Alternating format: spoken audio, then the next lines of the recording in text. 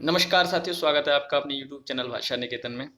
साथियों, हम बात कर रहे हैं वस्तुनिष्ठ हिंदी डॉक्टर पूरनचंद टंडन और डॉक्टर मुनीश शर्मा की जो पुस्तक है, उसके जो भी वस्तुनिष्ठ प्रश्न हैं उन सब पर से हम चर्चा कर रहे हैं। तो आज हम शुरू करेंगे द्विवेदी युग, महावीर प्रसाद द्विवेदी युगीन साहित्य 1900 से 1918 तक की बात हम शुरू करेंगे, जिसमें आज लगभग हम 50 प्रश्नों को यहाँ हल करेंगे। तो साथियों, आप सभी लोग कॉपी पेन लेकर बैठ जाइएगा, आप अपना स्वयं आकलन कीजिएगा। लगभग 50 प्रश्न होंगे, आपके कितने सही जाते हैं ये आप कमेंट सेक्शन में ज़रूर बताइएगा।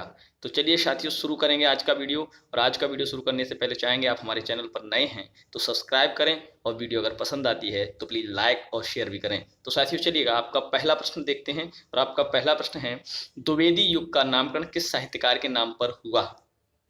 तो बताइएगा, द्विवेदी युग का नामकरण हजारी प्रसाद द्विवेदी, प्रभाकर द्विवेदी, महावीर प्रसाद द्विवेदी या सोहनलाल द्विवेदी? बताइएगा कौन सा हो जाएगा। तो साथियों, इसका हो जाएगा महावीर प्रसाद द्विवेदी। अगला प्रश्न है कि द्विवेदी युग को जागरण सुधार काल भी कहा जाता है, यह नाम किस विद्वान द्वारा दिया गया? द्विवेदी युग को जागरण सुधार काल किसने कहा? बताइएगा, डॉक्टर नगेंद्र, आचार्य रामचंद्र शुक्ल, रामकुमार वर्मा या रामविलास शर्मा? तो साथियों, ये आपका पहला ही उत्तर हो जाएगा, डॉक्टर नगेंद्र। अगला प्रश्न है कि रविन्द्रनाथ ठाकुर या रविन्द्रनाथ टैगोर को किस वर्ष गीतांजलि के लिए नोबेल पुरस्कार दिया गया? बताइएगा किस वर्ष दिया गया? 1915 ईस्वी, 1913 ईस्वी, 1918 ईस्वी या 1910 ईस्वी? बताइएगा। तो साथियों, इसमें 1913 ईस्वी सही हो जाएगा। अगला प्रश्न है कि गीता रहस्य ग्रंथ के रचयिता कौन है? गीता रहस्य के किसके द्वारा रचा गया? सूरदास, तुलसीदास, हजारी प्रसाद द्विवेदी या बाल गंगाधर तिलक? गीता रहस्य किसके द्वारा रचा गया? तो साथियों, गीता रहस्य बाल गंगाधर तिलक। अगला प्रश्न है कि सरस्वती पत्रिका का प्रकाशन किस वर्ष प्रारंभ हुआ? तो साथियों, सरस्वती पत्रिका का प्रकाशन आपका जो प्रारंभ हुआ है वो आपका हुआ है 1900 ईस्वी। कब हुआ है? 1900 ईस्वी। अगला प्रश्न देखते हैं क्या है। सरस्वती पत्रिका का प्रकाशन कहाँ से होता था, ये बताइएगा। इलाहाबाद, काशी, कानपुर, कलकत्ता? तो साथियों, प्रयाग से होता था। कहाँ से? प्रयाग से होता था, इलाहाबाद से होता था। तो आप सरस्वती पत्रिका का प्रकाशन, पहला ऑप्शन सही है। अगला, महावीर प्रसाद द्विवेदी ने सरस्वती के संपादक का कार्यभार किस वर्ष संभाला? तो महावीर प्रसाद द्विवेदी ने सरस्वती पत्रिका के प्रकाशन इलाहाबाद से जो 1900 से शुरू हुआ, उसके 3 वर्ष बाद अपना इन्होंने कार्यभार संभाल लिया 1903 ईस्वी से। पहला ऑप्शन इसका सही है। अगला प्रश्न है हमारा 8वां, महावीर प्रसाद द्विवेदी जी की हे कविते शीर्षक कविता किस वर्ष प्रकाशित हुई? हे कविते जो शीर्षक कविता थी महावीर प्रसाद द्विवेदी की, वो कब प्रकाशित हुई है? 1903 ईस्वी, 1902 ईस्वी, 1900 ईस्वी और 1905 ईस्वी? बताइएगा। तो साथियों, ये हुई है 1900 ईस्वी। अगला प्रश्न है कि सरस्वती के प्रारंभिक संपादक निम्न में से कौन थे? महावीर प्रसाद द्विवेदी, गुलाब राय, श्याम सुंदर दास या चंद्र शर्मा गुलेरी? कौन हो जाएंगे? बताइएगा इसमें से। तो साथियों, ये हो जाएगा आपका तीसरा ऑप्शन सही, श्याम सुंदर दास। अगला प्रश्न है कि सरस्वती के प्रकाशक कौन थे? प्रकाशक चिंतामणि घोष, रामचंद्र शुक्ल, जयशंकर प्रसाद या निराला? तो साथियों, चिंतामणि घोष हो जाएंगे इसका ऑप्शन। तो अगला प्रश्न है कि संपत्ति शास्त्र पुस्तक के रचनाकार कौन है? संपत्ति शास्त्र पुस्तक के रचनाकार कौन है? बताइएगा। रामचंद्र शुक्ल, महावीर प्रसाद द्विवेदी, श्याम सुंदर दास या नगेंद्र? कौन हो जाएंगे? बताइएगा। तो साथियों, संपत्ति शास्त्र पुस्तक के रचनाकार महावीर प्रसाद द्विवेदी। चलिएगा, अगला प्रश्न देखते हैं। काशी नागरी प्रचारिणी सभा की स्थापना किस वर्ष हुई है? बताइएगा। तो साथियों, 1893 ईस्वी, 1900 ईस्वी, 1903 ईस्वी या 1905 ईस्वी? बताइएगा। काशी नागरी प्रचारिणी सभा, तो ये साथियों, ये हुई है 1893 ईस्वी। कब हुई है? 1893 ईस्वी। पहला ऑप्शन सही है। अगला प्रश्न 13वां, हिंदी उद्धारिणी प्रतिनिधि महासभा, हिंदी उद्धारिणी प्रतिनिधि महासभा कहाँ स्थापित की गई? लखनऊ, इलाहाबाद, कानपुर या प्रयाग? साथियों, एक इलाहाबाद दिया है, एक प्रयाग दिया है, तो आप प्रयाग को सही करेंगे। ठीक है, चौथा ऑप्शन सही हो जाएगा। ठीक है, प्रयाग से इसका स्थापित हुई थी। चलिएगा, अगला प्रश्न है कि काशी नागरिक प्रचारिणी सभा के संस्थापकों में निम्नलिखित में से कौन नहीं थे? तो साथियों, 3 लोग थे। कौन थे? 3 लोग थे। बाबू श्याम सुंदर दास थे, नारायण मिश्र भी थे और ठाकुर शिव कुमार सिंह भी थे। महावीर प्रसाद द्विवेदी नहीं थे। पहला ऑप्शन सही हो जाएगा कि कौन नहीं था, तो महावीर प्रसाद द्विवेदी नहीं थे। अगला प्रश्न है कि सनेही किस कवि का उपनाम है स्नेही? गोपाल शरण सिंह का, गया प्रसाद शुक्ल का, लोचन प्रसाद पांडे का या श्याम सुंदर दास का? तो साथियों स्नेही, गया प्रसाद शुक्ल स्नेही को कहा जाता है। दूसरा ऑप्शन सही है। रामचंद्र शुक्ल जी का कविता क्या है? रामचंद्र शुक्ल जी का कविता क्या है? निबंध पहले पहल किस में प्रकाशित हुआ था? चिंतामणि में, सरस्वती में, इंदु में या समालोचक में? बताइए किस में कविता क्या है निबंध पहले प्रकाशित हुआ? बताइएगा कौन सा ऑप्शन सही हो जाएगा? तो सरस्वती में। अगला प्रश्न है, कवि और कविता किसका निबंध है? पंडित रामचंद्र शुक्ल का, हजारी प्रसाद द्विवेदी का, महावीर प्रसाद द्विवेदी का या डॉक्टर नगेंद्र का? कवि और कविता किसका है? कविता क्या है ये किसका है? रामचंद्र शुक्ल जी का, और सरस्वती में प्रकाशित हुआ। और कवि और कविता किसका निबंध है ये भी आपको बताना है किसका है। तो साथियों ये है महावीर प्रसाद द्विवेदी का। अगला प्रश्न है, द्विवेदी युग की प्रमुख काव्य भाषा कौन सी थी? द्विवेदी युग की प्रमुख काव्य भाषा कौन थी? बताइए, अवधी थी, ब्रजभाषा थी, खड़ी बोली थी या बुंदेली थी? द्विवेदी युग की प्रमुख काव्य भाषा कौन सी थी? बताइएगा। तो साथियों ये हो जाएगी खड़ी बोली। द्विवेदी युग खड़ी बोली की भाषा में लिखा गया है ज्यादातर। नाथूराम शर्मा शंकर किस युग के कवि हैं? नाथूराम शर्मा शंकर बताइए द्विवेदी युग के, भारतेंदु युग के, छायावाद या प्रकृतिवाद? बताइए नाथूराम शर्मा शंकर। तो साथियों ये ऑप्शन सही हो जाएगा, द्विवेदी युग के ये आपके कवि थे। ठीक है, नाथूराम शर्मा शंकर। चलिए अगला प्रश्न देखते हैं। अगला प्रश्न है कि द्विवेदी युग में भारतेंदु प्रगेंदु की उपाधि से किस कवि को सुशोभित किया गया? द्विवेदी युग में भारतेंदु प्रगेंदु की उपाधि से श्रीधर पाठक को, बाल मुकुंद को, हरिऔध को या नाथूराम शर्मा शंकर को? भारतेंदु प्रगेंदु बताइए। भारतेंदु तो हरिश्चंद्र है, लेकिन भारतेंदु प्रगेंदु कौन है बताइए। तो साथियों ये हो जाएंगे नाथूराम शर्मा शंकर। ठीक है, अगला प्रश्न है कि द्विवेदी युगीन कौन से कवि प्राय अतिशयोक्तिपूर्ण कविता लिखते थे? अतिशयोक्तिपूर्ण कविता किसने ज्यादातर द्विवेदी युग में लिखी है? नाथूराम शर्मा शंकर, गोपाल शरण सिंह, श्रीधर पाठक या रामनरेश त्रिपाठी? कौन सा हो जाएगा ऑप्शन सही बताइएगा।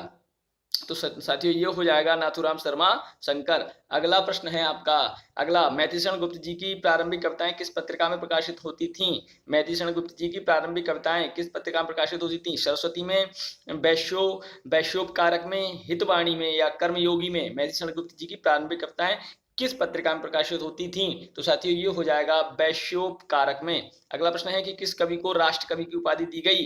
राष्ट्र कवि महावीर प्रसाद द्विवेदी को, भारतेंदु को, मैथिलीशरण गुप्त को या श्रीधर पाठक को? तो राष्ट्र कवि मैथिलीशरण गुप्त को उपाधि दी गई। मैथिलीशरण गुप्त की प्रथम पुस्तक कौन सी थी? रंग में भंग, भारत भारती, पंचवटी या साकेत?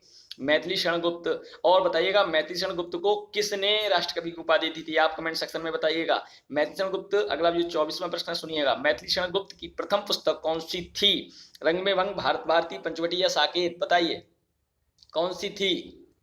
तो साथियों ये थी आपकी रंग में भंग। कौन सी थी? रंग में भंग। अगला प्रश्न है, मैथिलीशरण गुप्त जी को उनकी किस रचना के आधार पर राष्ट्र कवि की उपाधि दी गई थी? पंचवटी, जय भारत, प्लासी का युद्ध या भारत भारती? किसके लिए दी गई थी बताइएगा। तो साथियों ये हो जाएगा भारत भारती। भारत भारती चौथा ऑप्शन सही हो जाएगा। अगला प्रश्न देखते हैं।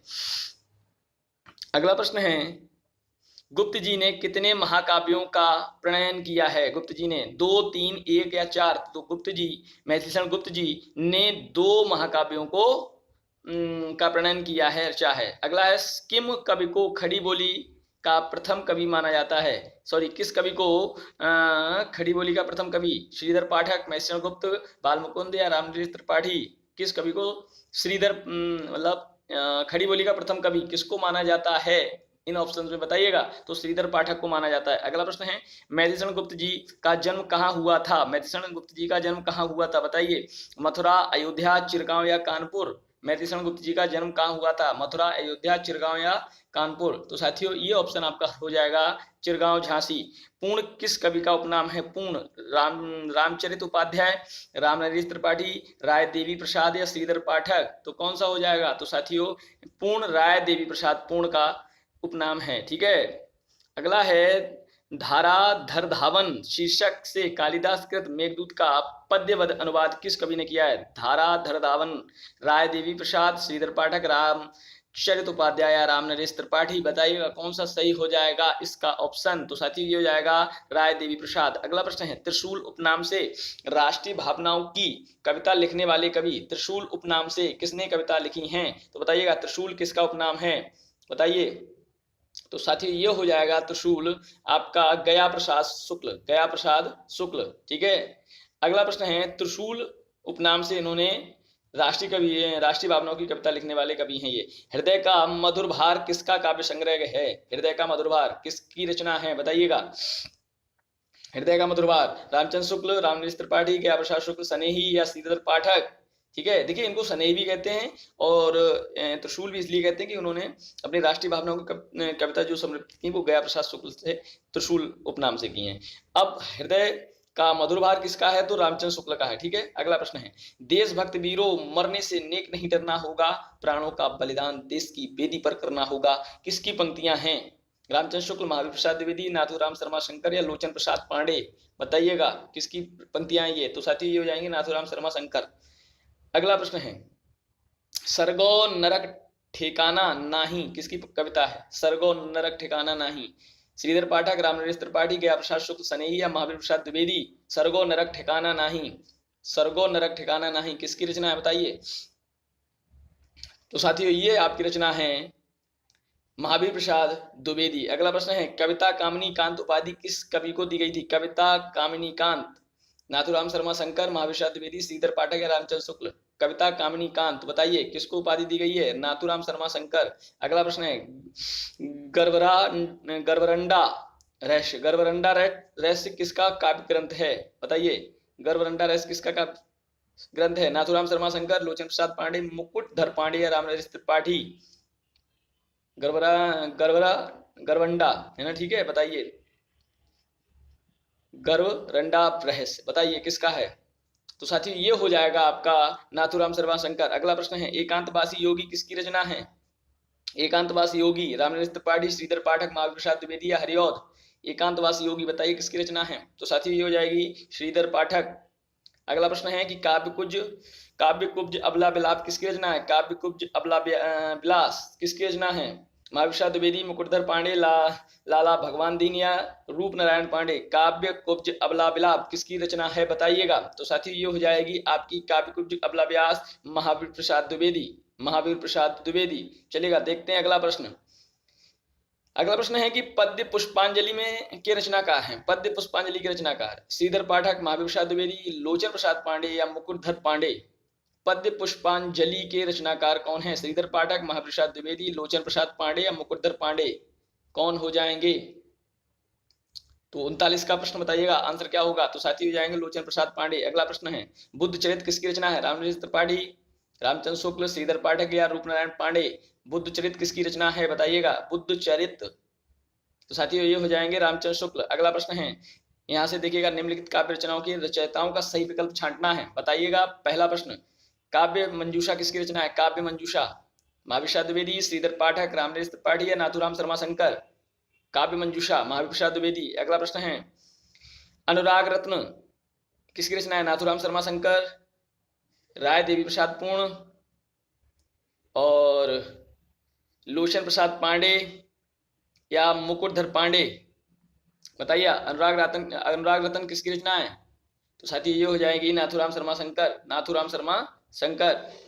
अगला आपका ऑप्शन है, अगला प्रश्न काश्मीर सुषमा किसका है? काश्मीर सुषमा रामचरित उपाध्याय, गया प्रसाद शुक्ल, श्रीधर पाठक, रामनिवास त्रिपाठी? काश्मीर सुषमा बताइए काश्मीर सुषमा किसकी है? तो साथियों श्रीधर पाठक। अगला प्रश्न है स्वदेशी कुंडल श्रीधर पाठक, राय देवी प्रसाद पूर्ण, रामनिवास त्रिपाठी या मैथिषण गुप्त? स्वदेशी कुंडल बताइए, स्वदेशी कुंडल श्रीधर पाठक, राय देवी प्रसाद पूर्ण, रामनिवास त्रिपाठी या मैथिषण गुप्त? तो साथियों ये हो जाएगा आपका राय देवी प्रसाद पूर्ण। कृषक क्रंदन किसी रचना है? महावीर प्रसाद द्विवेदी, राय देवी प्रसाद पूर्ण, श्रीधर पाठक या गया प्रसाद शुक्ल, सनेही? कृषक क्रंदन किसकी रचना है? तो साथियों कृषक क्रंदन हो जाएगी आपकी गया प्रसाद शुक्ल, सनेही। अगला वृत्र संहार किसकी रचना है? वृत्र संहार मैथिषण गुप्त, मुकुटधर पांडे, लोचन प्रसाद पांडे, रामनिवास त्रिपाठी? वृत्र संहार किसकी रचना है? साथियों ये हो जाएगी मैथिषण गुप्त। अगला प्रश्न है द्वापर किसकी रचना है? गया प्रसाद शुक्ल, सनेही, मैथिषण गुप्त, श्रीधर पाठक या लोचन प्रसाद पांडे? द्वापर। तो साथियों मैथिषण गुप्त। अगला प्रश्न है कि मिलन मिलन किसकी रचना है? श्रीधर पाठक, रामनिवास त्रिपाठी, रामचंद्र शुक्ल या मैथिलीशरण गुप्त? मिलन बताइएगा किसकी रचना है? मिलन। तो साथियों मिलन हो जाएगी आपकी रामनिवास त्रिपाठी। ठीक है। अगला प्रश्न है हमारा, झंकार किसकी रचना है? झंकार लोचन प्रसाद पांडे, नाथुराम शर्मा, मुकुटधर पांडे, मैथिलीशरण गुप्त? झंकार साथियों जाएगी मैथिलीशरण गुप्त। अगला प्रश्न है प्रवासी। साथियों आज का आखिरी प्रश्न है ये, रामनिवास त्रिपाठी, ठाकुर गोपाल शरण सिंह, लोचन प्रसाद पांडे या रूप नारायण पांडे? प्रवासी किसकी रचना है बताइएगा? तो आपका हो जाएगा रूप नारायण पांडे। रूप नारायण पांडे। चलिएगा साथियों ये हमारे थे द्विवेदी युग से कुछ 50 प्रश्न। ठीक है। अब मैं इन सभी प्रश्नों के आगे के प्रश्न जो हैं वो मैं आप तक अगले वीडियो में शेयर करूंगा। तो साथियों आप हमारे टेलीग्राम चैनल से जुड़ना चाहते हैं तो आप हमारा टेलीग्राम चैनल ज्वाइन कर सकते हैं, जिसका डिस्क्रिप्शन में मैं लिंक दे दिया हूं। और आप हमारे इस चैनल पर नए हैं तो साथियों आपसे निवेदन यही है कि आप हमारे चैनल को सब्सक्राइब करें और प्लीज़ सब्सक्राइब करें ताकि आपको आने वाले वीडियो का नोटिफिकेशन मिलता रहे। फिर मिलेंगे अगले वीडियो के साथ, तब तक के लिए नमस्कार, धन्यवाद।